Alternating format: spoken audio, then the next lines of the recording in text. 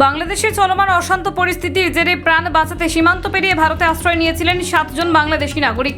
তবে শেষ পর্যন্ত উত্তরবঙ্গের ভক্তিনগর থানার পুলিশ তাদের গ্রেফতার করে।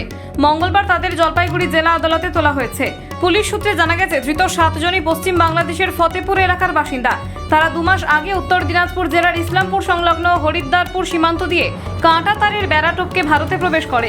তারপর থেকে তারা শিলিগুড়ি ভক্তিনগর থানার অন্তর্গত হাতিয়াডাঙ্গা এলাকায় লুকিয়েছিল। গোপন সূত্রে খবর পেয়ে আশিঘর আউটপোস্টের পুলিশ সোমবার রাতে একটি অভিযান চালিয়ে ওই 7 জনকে গ্রেফতার করে। ধৃতদের নাম যতীন চন্দ্র রায়, বাউল রানী, বালুচন্দ্র রায়, গোলাপী রানী, ঝর্ণা রানী, সঞ্জীব রায় এবং নির্মল মজুমদার। এদের মধ্যে অধিকাংশই একই পরিবারের সদস্য। পুলিশ জানিয়েছে, ধৃতদের সঙ্গে 3 জন নাবালকও ছিল, যাদের বিষয়ে শিশু কল্যাণ দপ্তরের সঙ্গে সমন্বয় করে পরবর্তী পদক্ষেপ নেওয়া হয়েছে। প্রাথমিক তদন্তে উঠে এসেছে, বাংলাদেশের সাম্প্রদায়িক দাঙ্গায় ক্ষতিগ্রস্ত হয়ে এরা প্রাণ বাঁচাতে ভারতে পালিয়ে আসে।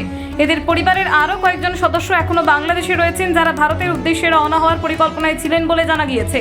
ধৃতদের বিরুদ্ধে বিদেশি নাগরিক আইনে মামলা রুজু করা হয়েছে।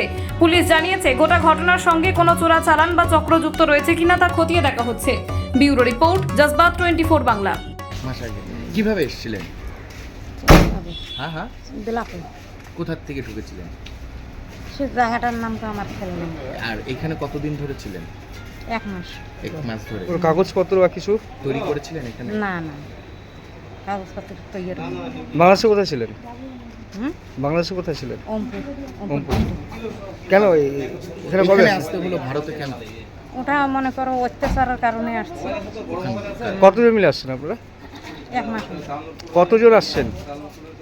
আসছি মনে করো আমার ফ্যামিলির 4 জন, আমার ফ্যামিলির 5 জন। এখানে কি কেউ আছে যেখানে উঠেছিলেন আপনারা? ভাই আছে। ওইখানেই ভাই থাকে? হুম, উনিও কি বাংলাদেশ থেকে এসেছিল? হ্যাঁ। কবে কত আসছিল? বছর আগে? ভাই মনে করো 18 বছরের নাগানো আছে। আচ্ছা। তারপরে এখানে সে কাগজ তৈরি করেছিল? হ্যাঁ, আমার সব কিছু হয়ে গেছে। আচ্ছা। আপনার নাম? ঝর্ণা।